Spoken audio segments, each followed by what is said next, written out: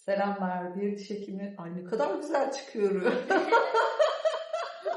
Yani her şey yalan dolan olmuş. Allah filtre yok. Selamlar tekrar. Bir diş hekiminin en çok duyduğu soru ne olabilir diye düşünüyorum. Benim valla bugüne kadar duyduğum en sık soru şuydu. Acıyacak mı doktor hanım? Yani bir tedavi tam başlayacağız. Yapacağız. Konuşmuşuz, bir sürü şey anlatmışım, bir sürü detay. Tam bir sorun var, acıyacak mı? Herkesin kilitlendiği nokta orası. Artık diş hekimliğinde ağrılı, acılı işlemler yapılmıyor. Neden? Hepsini böyle lokal anestezilerle yapıyoruz. Ve anestezilerimiz eski dönemlere göre oldukça etkin.